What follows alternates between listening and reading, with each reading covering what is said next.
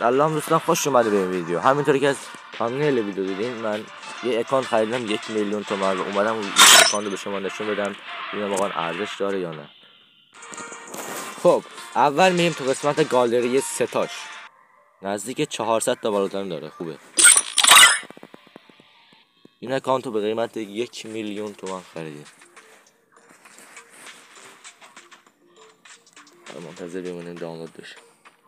های آی آی های آی آی نکازرن دین مبتن دل بر میزره کوچه به کوچه دل برا دار مخاطره. بالاخره دانلود شد و این ستو داره و ستو خیلی قشنگی. دوستان من ستو تا به حال ندیده بودم، واقعا قشنگی. بریم سراغ بالاتنه ها. این ستو رو دیدم میرم یه ست دیگه دانلود کنم. های آی آی های آی آی نکازرن دین مبتن دل بر میزره کوچه به کوچه دل. دوستان همه ستاشو تقریبا همه ستاشو دانلود کردم و این ستو خودم گذاشتم. بازم بریم ستاشو نگاه کنیم. اینو دیدم. این ست BTS خوبیه ولی ست الکتروکره مال گردونه. خب این هم دانلود کردیم. بریم ستای بعدی رو ببینیم. ست ونوم. این ست اینم دانلودش کنم. رو واقعا نتم ضعیف بود، یه بار دیگه از اول اومدم اکانت به شما نشون بدم. اینجا میام خیلی ضعیفه دوستان. همین نگاه کنید. این کلی از اینا رو دانلود کردم. دانلود کردن اینا کلی برام طول کشید.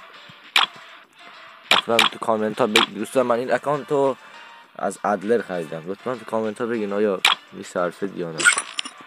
من میصرفید یا نه. اداره ژاندارمری دارم شکایت بارم تیم برده نکنین حمایت بارم تیم برده نکنین حمایت بردارم یه دتیری یه لیل بلندی بردارم یه دتیری یه لیل بلندی بکنم یاغیگری سیپر کمندی بکنم یاغیگری سیپر کمندی اداره ژاندارمری دارم شکایت اداره ژاندارمری دارم شکایت گلومه تیم برده نکنین حمایت گلومه تیم برده های های های.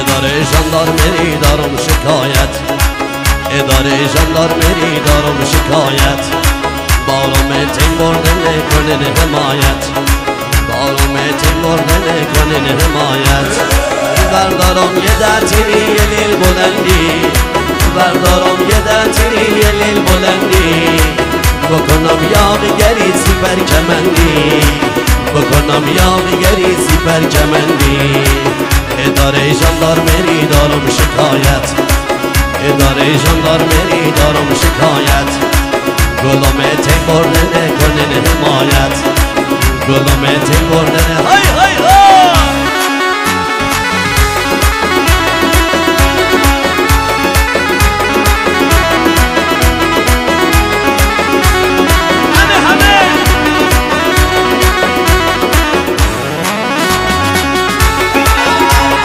ای دو در ایران جنان میخوام بهشته ای دو در ایران جنان میخوام بهشته اداره ژاندارمری دارم شکایت اداره ژاندارمری دارم شکایت بارم تیم برده نکنین حمایت. ممنون که تا آخر ویدیو همراه ما بودید. ممنون میشم لایک و سابسکرایب.